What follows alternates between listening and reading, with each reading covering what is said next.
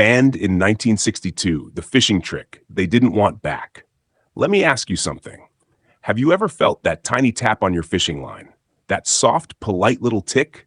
Not a violent hit, not a rod-bending strike, just tap.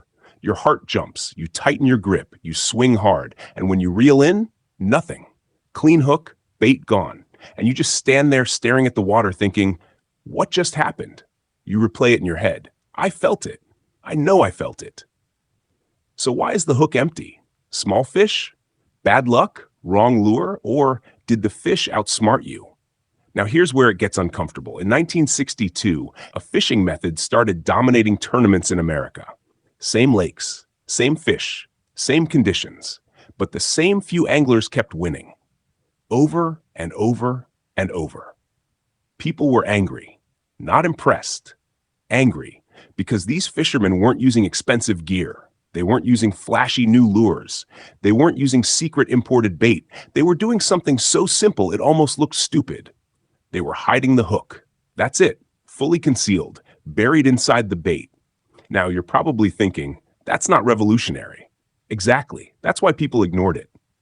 But here's what most anglers don't understand. Fish do not bite like humans bite food. They don't chew. They don't clamp down. They inhale. They open their mouths fast and suck water in. Anything close gets pulled inside, in less than a blink.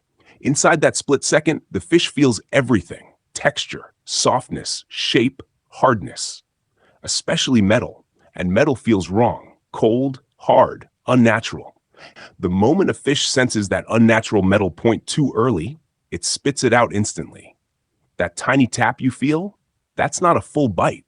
That's a test, and most anglers fail that test. Here's what those 1962 anglers understood. If the hook is fully buried inside soft bait, when the fish sucks it in, it feels nothing but food. Soft, natural, safe. Then when the fish closes its mouth, the pressure inside shifts the bait. And only then, the hook point becomes exposed, at the perfect moment, not before. And when the angler sets the hook, solid connection, deep in the lip, locked, no shaking free. Now imagine you're in a tournament, you're casting fast, hook exposed, trying to cover water quickly, but the guy next to you, he's taking 10 extra seconds before every cast, threading his worm straight, aligning it perfectly, burying the hook point clean. He looks slow, he looks boring, but he keeps landing fish, and you keep missing bites. That's not luck. That's mechanics. That's discipline. Back then, sponsors were pushing new gear, bright lures, fast retrieves, aggressive hook sets. Speed sells. Patience doesn't. So when this quiet method started embarrassing faster anglers, rules started changing. Not loudly, quietly. Hook exposure rules, bait manipulation restrictions, nothing dramatic, just enough to discourage it. Officially, it wasn't banned because it worked too well. Unofficially, it absolutely was, because it removed randomness. And when you remove randomness, you expose lack of preparation. Let me be direct with you. Most anglers don't lose fish because they lack knowledge. They lose fish because they rush. They rush rigging. They rush casting, they rush hook sets, and fish punish weakness instantly. Think about this. Before your bait even hits the water, the result is already being decided. If your worm is bent wrong, if your hook is flashing, if your bait feels stiff, the fish will test it and reject it.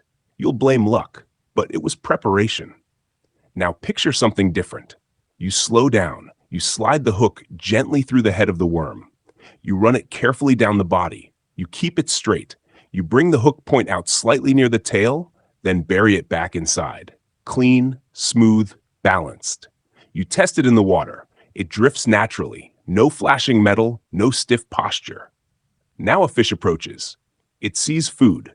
Nothing suspicious. It moves in, opens its mouth, suction pulls the worm inside. For a split second, everything feels normal, safe.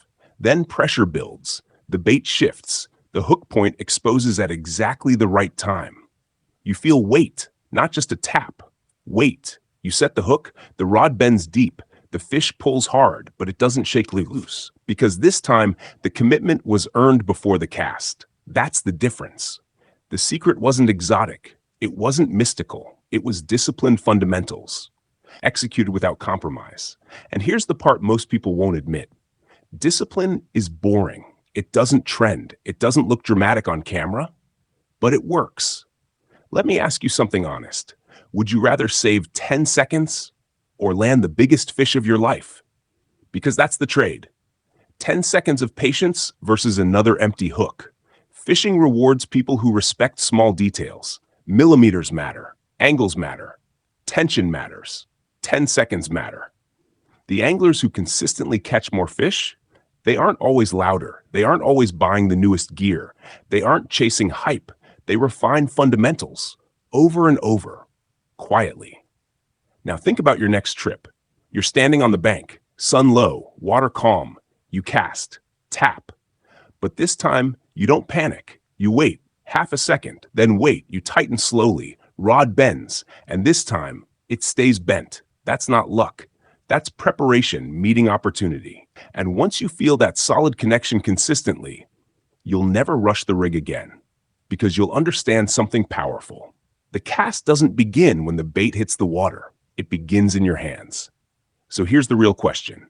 Next time you rig your bait, are you rushing or are you preparing? Because in fishing and in life, the smallest details decide the biggest outcomes.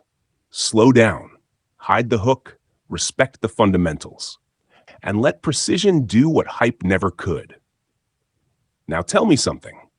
Are you ready to fish differently, or are you going to keep blaming luck?